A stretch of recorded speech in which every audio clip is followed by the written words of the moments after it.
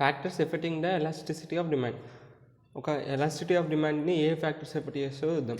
Number 1 వచ్చేసి availability of subsidies.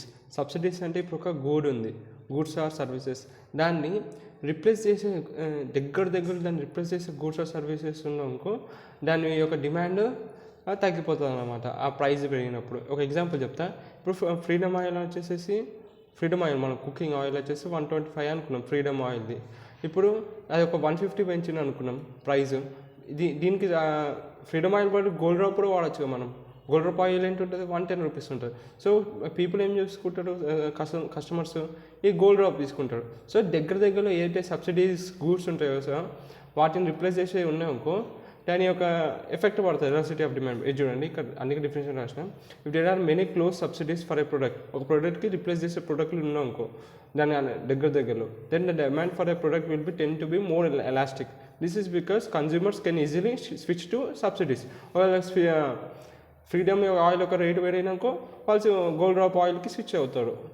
If the price of the original product rises. ఇదే ఇప్పుడు example అదే చెప్పిన Gold Drop instead of freedom oil if the price of the freedom oil increases.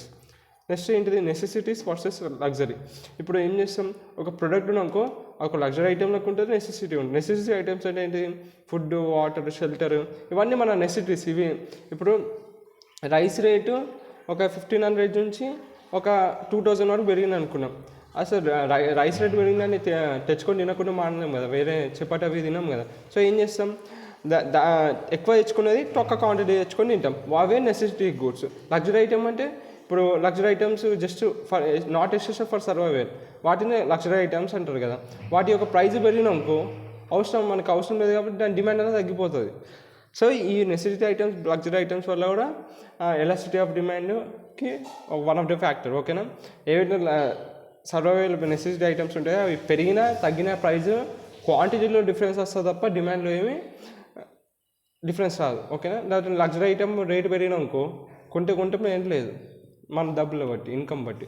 The time period, the price of elasticity of demand varies during the directly with the time period the given time period. చూడండి, the price elasticity of a demand varies different అవుతుంది directly with the time period. ఆ ఏదైతే price ఉన్నారో ఆ price time period అనుకూలంగా vary అవుతూ ఉంటుంది కదా. దీని ద్వారా ఏం చేస్తుంది, అది ఒక డే అన్న కావచ్చు ఆ ప్రైస్, ఫర్ సర్వైవర్స్ ఆ ప్రైస్ వల్ల టైం పీరియడ్ ఏదైతే ఉంటుందో ఆ టైం పీరియడ్ వల్ల ఎలాస్టిసిటీ ఆఫ్ డిమాండ్ పైన కూడా ఎఫెక్ట్ పడుతుంది. Next income levels.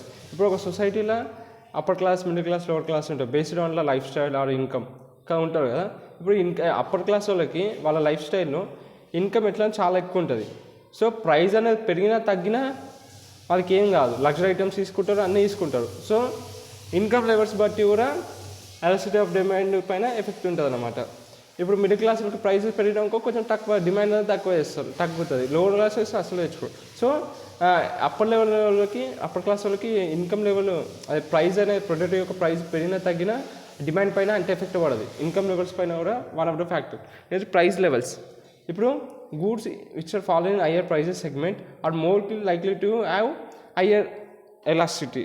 అంటే ఇప్పుడు కానీ ఇప్పుడు ఒక ఫోన్కి 15K ఖర్చు పెడదామంటే ఒకవేళ చాలా ఒక 2-3 years 4 years రావాలంటే ఓకే ఫ్రెండ్లీ ఒక అంటే వాళ్ళు ఒకవేళ దాని యొక్క ప్రైస్ 20% ఎక్కువ చేసినాం కాస్ట్, మనం కొంటామా?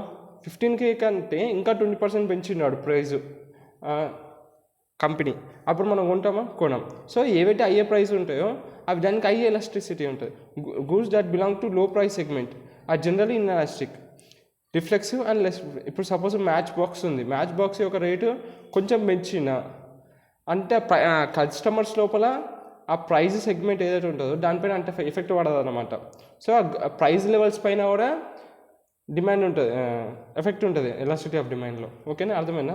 మ్యాచ్ బాక్స్ రేటు ఇప్పుడు 1 రూపీ 1.5 రూపీయో అట్లా 2 రూపీస్ పెంచినా కూడా ఆ ప్రైస్ సెగ్మెంట్ పైన అంత ఎఫెక్ట్ పడదు. కానీ ఈ ప్రైస్ సెగ్మెంట్లో ఎఫెక్ట్ పడుతుంది, ప్రైస్ లెవెల్స్లో కూడా ఫ్యాక్టర్. ఇంకో consumer demand for a product vivid at 2 levels. ఒక కన్జ్యూమర్ యొక్క డిమాండ్ అంటే మనం కన్జ్యూమ్ చేస్తున్నాం ఆ ప్రొడక్ట్స్ని, మనమును ఫర్ ప్రొడక్ట్ 2 levelsలో చూడవచ్చు. ఒక మన పాయింట్ ఆఫ్ వ్యూని individual demand, market. Individual demand అంటే మనం సొంతంగా, demand for a community from a individual point, మన point of individual point of వ్యూలో the quantity of a product consumer would buy at a given price over a given period of time is individual period of time. ఇప్పుడు మనకి price ఉంది, price మన అనుకూలంగా ఫ్రెండ్లీగా ఉంటేనే కొంటాం ఈ పీరియడ్ ఆఫ్ టైంలో. వేరే పీరియడ్ ఆఫ్ టైంలో ఒకవేళ ఎక్కువ ఉన్నాం అనుకో కొనం. సో ఆ ఇండివిజువల్ పాయింట్ ఆఫ్ వ్యూలో మనం కొంటాం ఏం లేదు, ఇది ఇండివిజువల్ పాయింట్ ఆఫ్ వ్యూ. మళ్ళీ మార్కెట్ డిమాండ్ అనేది ఒక్క ఇండివిజువల్ కాక ఇట్లా సమ్ ఆఫ్ ఇండివిజువల్స్ ఉంటుంది కదా, అందరు ఇండివిజువల్స్ బయ్యర్స్, ఆ బయ్యర్స్ అందరు కలిపి ఆ డిమాండ్ ఏంటంటే అన్ని మార్కెట్ డిమాండ్ అంటారు. అదే the total demand of all the buyers, ఏవైతే అందరు ఆ ప్రొడక్ట్ ఉంటున్నారు ఆ buyers taken together come under the market demand. Market demand is the aggregate of quantities of product demanded by all individuals. చెప్పినా కదా, individuals అంటే మనం పీరియడ్ ఆఫ్ టైం కొంటాం లేదంటలేదు ప్రైస్ బట్టి. అదే ఆ ఇండివిజువల్స్ అందరూ కలిపితే బయర్స్ అవుతారు, ఆ బయర్స్ డిమాండ్నే మార్కెట్ డిమాండ్ అంటారు. At a given price over a given period, ఒక గివెన్ ప్రైస్లో ఒక గివెన్ పీరియడ్ ఆఫ్ టైంలో వేరే అవుతుంటుంది ఆ బయర్స్ యొక్క డిమాండ్. అదే మార్కెట్ డిమాండ్ అంటే అది.